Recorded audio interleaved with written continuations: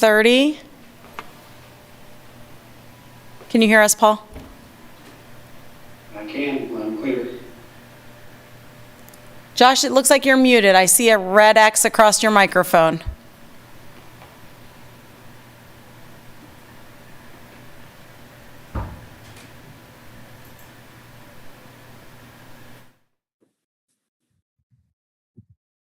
That's not what I wanted to do. Go away. Why does that happen?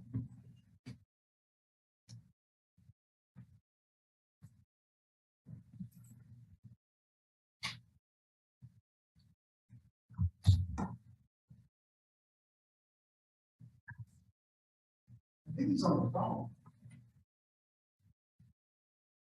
I'm not sure. Is Paul watching? There's that. Okay. We'll go ahead and get started if that's okay with everyone. Hopefully we can catch you in a second. Good evening. We have a few housekeeping items. This meeting is being recorded and will be posted on the city's YouTube channel. Please remember to mute yourself if you're not speaking. The chat function is if this meeting is disabled and all chats will directly go to Paul or I as hosts. Unless you're participating in the meeting, please turn off your video. This allows active meeting participants to be seen on screen and you will still be able to hear the meeting. When participating, please turn your video on. The city and MPO reserve the right to mute or turn individual videos off to minimize distractions during the meeting. And we'll go ahead and get started. I would like to take an opportunity to allow those in the room to introduce themselves, and then we'll go around online. We'll go Ed, Matt, and Charlie. Okay. Yes. Ed Jankowski, I represent the city of Eudora. Matt Goff, Lawrence Chamber of Commerce. Charlie Thomas, the Douglas County Planning Commission. Okay, and then online, can I go Dot, Pat, August, David? Hi, I'm Dot Neri, and I represent Live Well Douglas County, the Healthy Built Environment Work Group. Hi there, I'm Pat Collette, and I'm representing the Multimodal Transportation Commission. Good afternoon. My name is August, and I'm with the Public Transit Advisory Committee. And David Carter, Lawrence Douglas County Metropolitan Planning Commission. And it looks like Josh is online and he can hear us, but I don't know if he's got his mic to work, and he represents Lawrence Association and Neighborhoods on this steering committee. I'm Jessica Mortinger, Transportation Planning Manager, and with me tonight, Paul Hornbeck. Our planner is going to walk through what we anticipate to be our final meeting of the T2050 steering committee. And so we have posted on the agenda the January 5th meeting notes and video, which you could find on YouTube, just for your information. Anybody have any questions or comments? Otherwise, we'll move on to our agenda item to review the 30-day public comment and MPO response draft and the final draft for your consideration. Okay. Seeing none, I'm going to ask Paul to highlight some of the comments that we received and how we typically respond to these. At this point in our process, we have a 30-day formal public comment period. It's part of the public participation plan for the Metropolitan Planning Organization, and it's something pretty typical that we do in our planning process. So when we get to this place in the process, we anticipate a lot fewer comments than the hundreds of survey responses we got at the very beginning of the process, but it gives an opportunity for the public and our stakeholders or other staff partners to review a final draft and make any edits or comments or revision requests to us as part of that process. For transparency, we publish all of these. We have documented for you those issues or comments in this file that we're going to walk through. We have a recorded staff action. So we say, no change, change. And some of those, then we add notes. So we comment received, or if there's something factual we want to update or point out that we believe something's already incorporated in the plan, we do so at this point. This is also the opportunity where we would say, or if we made a change, what change we made in relationship to the comment. And that should inform you about what change was made in the document at a high level for transparency's sake, from this version you see tonight versus the version you saw in January. So Paul, go ahead. Thanks, Jessica. So we did have the 30-day public comment period. So at a high level, I think we had about 5 individuals comment on the plan, and we have about 25 comments from those individuals.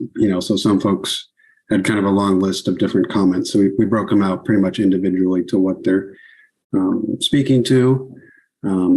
We're not going to go through every comment necessarily. If there were comments that you saw that we don't touch on that you want to address or discuss, feel free to bring those up.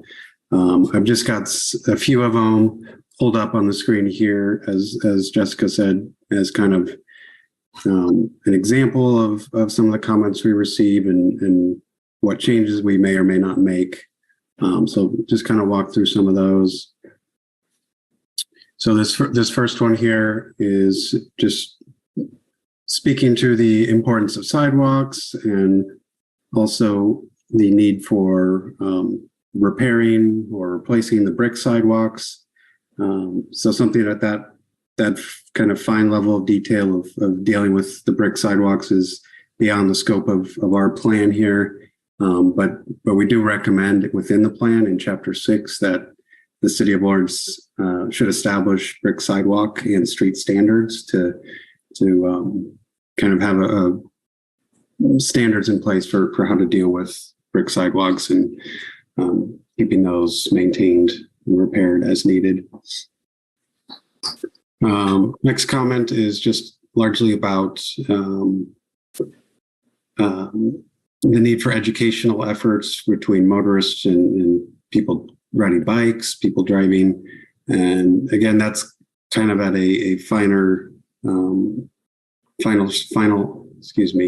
more finer scale of detail than we get into in this plan. But so we did not make any changes, but we do mention kind of where those type of efforts are taking place, such as the City of Lawrence Neighborhood Traffic Management Program does include that educational component.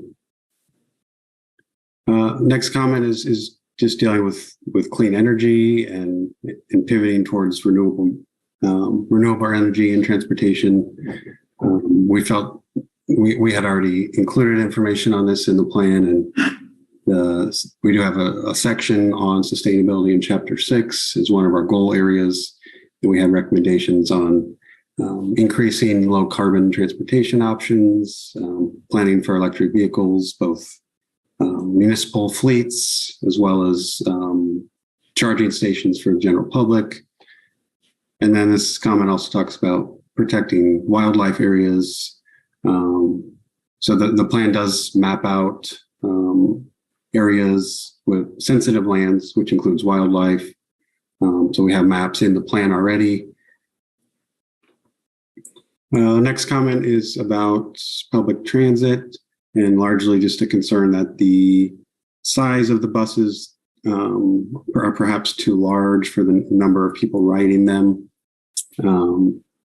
We did consult with our Lawrence Transit colleagues and got their input, and according to what information they provided is that the buses are sized for kind of peak periods of the day, as well as certain portions of a route might see higher capacity for a small portion of the route versus other portions maybe have much fewer riders. So, Hey, Paul. Go ahead. Yeah. Hey, it's August Wittes, PTAC. That comment, I believe, suggested using vans for some of the routes. Does the Transit Authority even own any transportation vans that could be used for passengers? Well, I know they're going to be doing a micro transit pilot with smaller size vehicles. I don't know any more detail than that. I don't know if Jessica has any more information you can share. Yeah, I think they own the cutaway vehicles to like which they operate paratransit and on some route services. But in terms of like passenger vans, no, not to my knowledge. Okay, thank you very much. So yeah, no comment or no change was made in the plan for that. Next comment is about street trees and just wanting to be able to plant street trees, and this individual maybe ran into some problems trying to do that in front of their house. So that street trees are recommended within the plan, but the specific regulations the city may have are beyond the MPO level. You know, they're set by the individual cities as to what species and the placement of those exactly, what kind of requirements the cities want to have. And so we did recommend the person that submitted the comments, submit these comments to the Lawrence Land Development Code Update Steering Committee, because that is something that could potentially be addressed in that document. So next, we're just a couple comments on different usage of kind of word usage of using bicycle instead of bike, which we generally try to do, but missed some and went back and just made those changes, made those updates. Similar with motor vehicle compared to just using vehicle, just to be more specific, and went back and made some of those changes. Also had a comment about the types of bikeways, and there was an error we had some types of bikeways that were listed twice for shared use path and bike lanes and those type of facilities. And we also recognize that the latest information from the countywide bike plan, as well as Lawrence Bikes, those two plans both focus on the type of separation on bike facilities. A major separation being like a shared use path that's off street or adjacent to the street. Minor separation being things like bike lanes that are on street, and then shared streets that are really shared between cars and vehicles and bicycles. So we updated the plan to kind of bring in some of that newer language on types of separation, which we think should address this comment. Also a comment on bicycle parking. Did not make any changes there, but we pointed out that the plan does include end of trip amenities and bike parking as a strategy in Chapter 6. And the bike plans, those go into further detail as well. And then a comment on a specific route for transit and frequency of service for that route, kind of circulating on Mass Street, Walker East 23rd. So that's kind of beyond the scope of this plan, and Lawrence Transit folks, they do route studies and redesigns fairly periodically to look at the best routes to serve their needs, which is kind of the appropriate place for something like that to take place. But the plan does recommend implementing service per those redesign processes. So those are the comments I pulled out just to kind of give you a cross section and show you where we did and didn't make changes. Happy to talk through any of those or answer questions, or if you saw any comments in the packet materials that you wanted to address that weren't on this list, feel free to bring those up. Yeah. Before we get too far into discussion, Paul, can you go to the main comment sheet and let's talk about the comments we got from some of our steering committee members? There's one really big change related to this that I want to just point out, and it's a technicality, so I don't know that it'll matter to too many people, but if you look at the tables, it will, because they don't look the same as what you had before. When we first started planning this in our table of years for all of our fiscal constraint tables, we started with year 2022. And then we got into the process and we're like, oh, 2022 is going to be over by the time we do this plan. So we should take that out. And so we had our bands 23, 24, 25, and then we started the 5-year bands at 2026. Well, federal regulations require you to have 4 years before you start, 4 years up front before you start your out year bands. And so I had to move year 2026.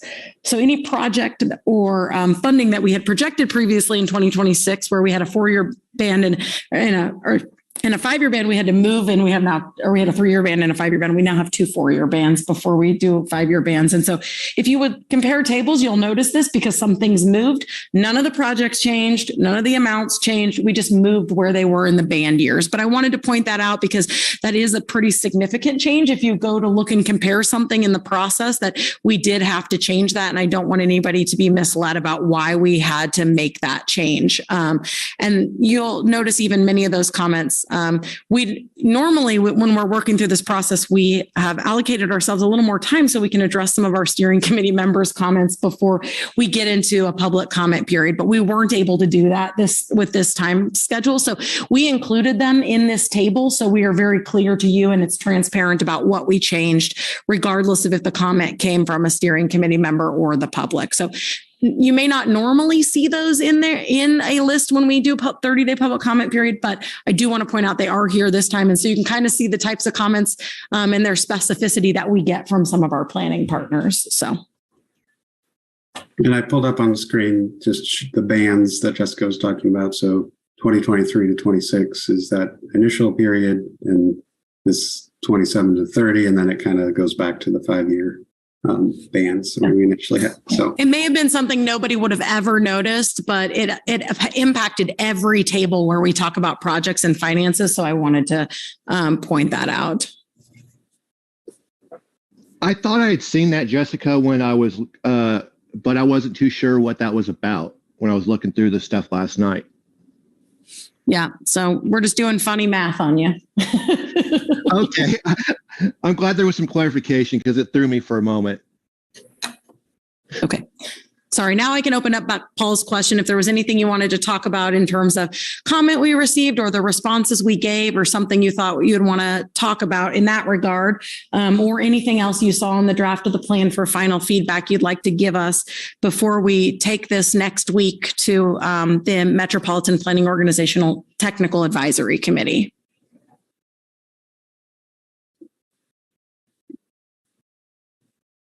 I had a comment. This is Dot Neri. This may sound picky, but I think it's important given the overall goals of the plan. I noticed, and I have not read carefully. I need to read it over, so I acknowledge that. But in the first chapter, I noticed on page 2, when you list forms of transportation, it's automobiles, public transit, bicycle, and pedestrian. But then on page 7, it's transit, riding, biking, walking, and driving. And I think it's really important not to put automobiles first all the time. So I think that was good. I don't know if it's changed up in other chapters, but I think it's good not to elevate automobiles to be first all the time. So just wanted to note that.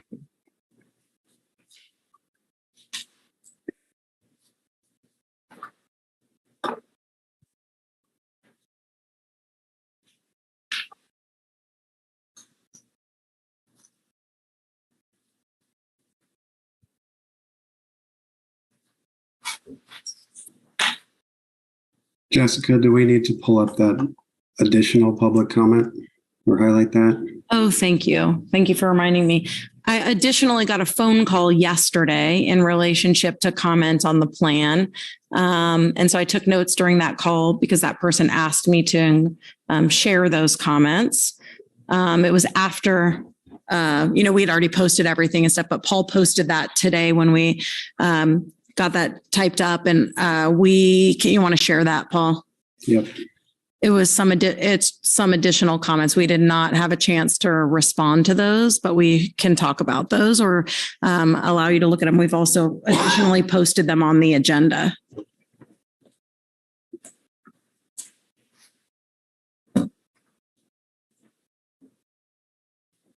Would it be helpful for me to read that?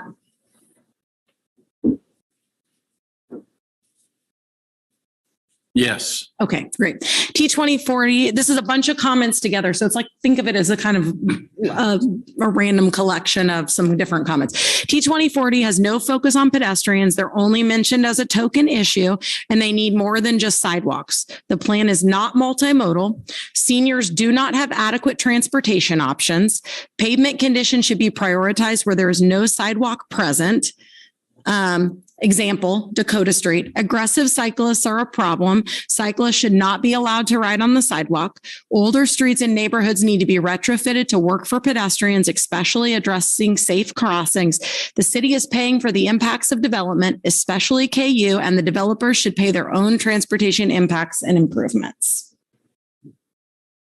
So that is also, thank you, Paul, for reminding me. That's just also for your consideration comment that we received in relationship to our item on the agenda today.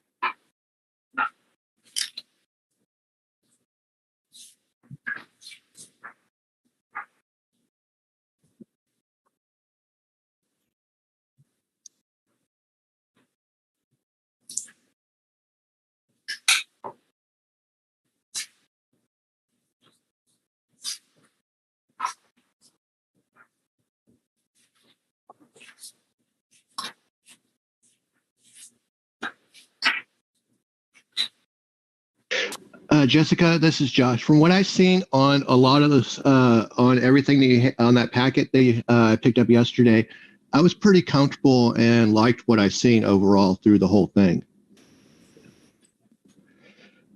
Okay. Yeah.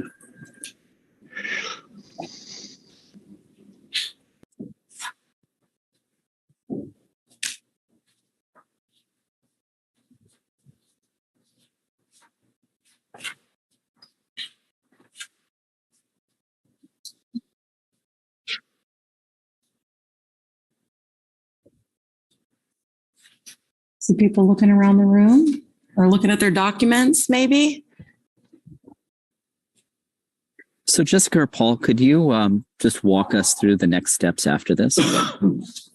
Absolutely. So we are at what we anticipate to be the final meeting. And so we would like to hear any other additional feedback you have.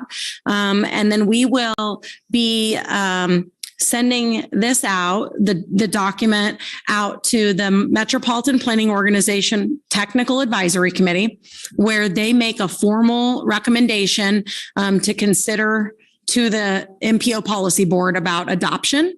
It will then it's also going to go to the Multimodal Transportation Commission. We'll accept feedback from them, but that's not necessarily a formal part in the process for the MPO process.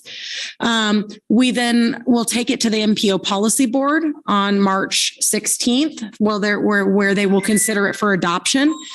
After that, we will submit that to our planning staff, where we will be assigned a planner, I believe, to work through an approval resolution that will go to the City of Lawrence, City Commission, Douglas County, and the Planning Commission. And then depending on their review and analysis of where we're at in that, pending the scope, they will work on scoping what needs to happen for a comp plan amendment to translate, from what's in there as T2040 in Plan 2040 to T2050. And so that would happen. And that would be what would need to happen for the approval process for this to be incorporated. Once the MPO approves it, it is the regionally approved long-range transportation plan. But because we incorporate it as the same plan into the comprehensive plan, that will be a process, and there will be a process for that. And then we would get into just a cycle of implementing the plan and amend as needed and track performance. And then also we have our next update on the radar in 5 years. So we've kind of laid out, here's this this timeline, there's some of those things aren't slated. They'll happen as they get incorporated into workflow. They don't have a specific date. The MPO deadline is really our deadline, so we can approve a plan before the existing plan expires. Everything else after that can it can happen as there's workflow to be able to do that. Super. Thank you. And just so you know, we've already talked about there are things that could happen in other processes like the land development code update process that could get us in a situation where we need to come back and amend something in the plan. And the main thing I would think about in that regard and what we've talked about is possibly major thoroughfares map, right? That's a hard link to land development code. And so there will need to be consideration as that process happens if there's something that warrants us to come back and amend. Another thing, any other big things that could happen that could require an amendment to the plan is anything that's on the illustrative list. So things that are our visionary projects that don't fit within our fiscal constraint.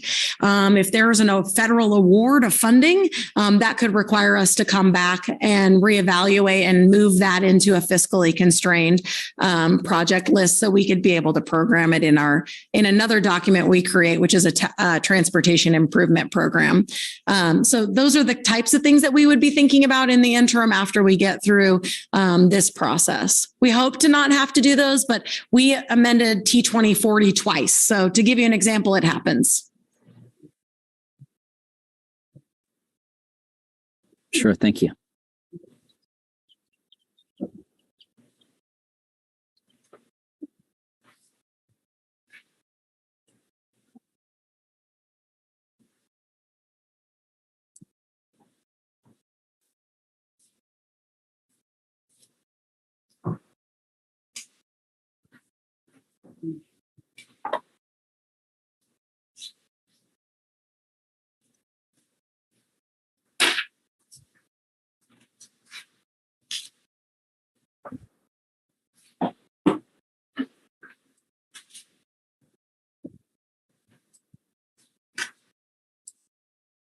I want to give you all adequate space, but this is the only item we have. So if anybody has thoughts or comments, final before we close that out.